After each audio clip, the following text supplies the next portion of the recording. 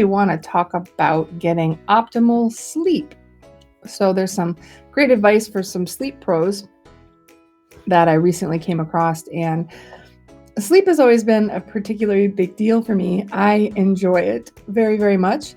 And both my brother and I have been diagnosed with narcolepsy. My dad, before he passed away, had sleep apnea, and my mom also has a bit of a sleep disorder. So throughout the years, we have found as many habits and positive things that we can use to help us sleep better as any person has a right to have, I suspect. So my question for you today is, are you following the right sleep advice for success? So I'm Jackie Schwab, the founder of the Press Play Lifestyle Signature System and also a professional success coach. So what am I talking about, right? So right now, I was recently speaking to one of my clients. She's a doctor, and she and I were talking. She said one of the things that she was very frustrated with was when she was expecting her child. She is an OB, and she was still expected to work the evening shifts for, catching babies that were coming in the middle of the night. And so she was like, do you have any, good advice for how to handle that? And after all the years of her struggling and doing that. And so I actually did have quite a bit of advice, both researched and personally experienced. But I thought I would, instead of giving you all of my thoughts on the subject, we would get some of the tips from the experts. So the very, very first tip that the experts tell us is we should be sleeping and sticking to a schedule. Now, I know we've all heard that before, but our body wants to know when is it time to sleep, when is it time to be awake, and when it actually knows that, it tends to help it relax a little bit better. So sleep experts suggest that you consider going to bed at the exact same time every night and getting up at the same time every day, and in some sort of routine that helps your body know what it's supposed to be doing. So the other piece of that is, if you want a nap, no worries. Well, some worries, right? The suggestion is then, if you want a nap, be sure to nap at the same time every day for the same amount of time every day. But be aware that if you are having trouble sleeping, one of the reasons may be that you are tapping that nap. That's funny. I'm gonna have to write that down. So careful about tapping the nap. All right. Number 2 piece of advice. Just say no. Just say no to stimulants. I feel like a Dare episode of Dare, right? When we were kids, did you guys have Dare where everyone said say no to drugs? Well, say no to stimulants. Now, stimulants doesn't just mean not drinking that Diet Pepsi that I really want to drink at 9 o'clock at night. It also means caffeine, video games, television, the internet, whatever it is that kind of gets your brain alert and thinking about anything other than relaxing and sleep. All of those things contribute to sleepiness. Others include alcohol, which might seem counterintuitive, but alcohol is a stimulant, tobacco, chocolate, which now all of our hearts are broken. But it's fine to have a little bit of these during the daytime, but save the daytime from when you tell your body that it's time to be alert, and save the nighttime for the time that your body knows it's time to sleep. Oh, hello, Fabiano. Hi, how are you? He lives in Brazil. Peace and light to all of us, and kisses. Kisses to you too. Thanks for saying hi for all of us.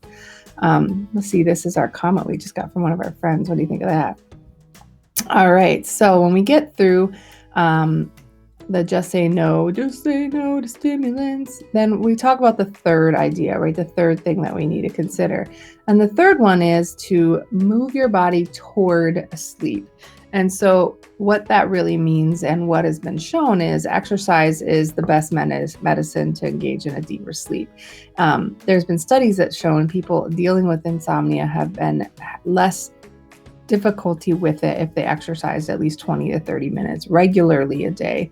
And that did mean not toward bedtime. Morning or afternoon was best, because exercise does release tension, but it is a bit of a stimulant because it produces endorphins. So a little bit of a moderate walk is fine. You don't need to go for an Olympic marathon. However, just know that experts believe early in the morning and afternoon is best. Now, with that being said, I personally used to, don't now, probably should re-engage, have an evening ritual of exercising before bed. And frankly, it wore my butt out so badly that I just passed out like nobody's business. Now, that may just be because I was completely and totally out of shape, or it could have been lots of other things, but they do suggest exercising in the morning or the afternoon. Number 4, which makes me sad, but no napping. Now, this is conflicting advice, right? Earlier they said, if you need a nap, take a nap. Just make sure it's the same size every day or same time every day.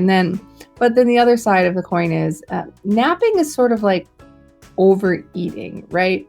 If you eat too much between meals, you ruin your appetite for later. If you nap too much between deep sleeps, you can ruin your sleep for later. Some people really do find it's one of the best medicines or the best way to re-energize, but just know that if you suffer from sleep deprivation, a nap might actually be the cause, the culprit, not the solution. And the last tip from our sleep experts today on sleep tips for success is don't eat too much, which is probably like a tip for everything. But overeating, even on Thanksgiving, even on Big Turkey Day, wreaks havoc on your sleep schedule.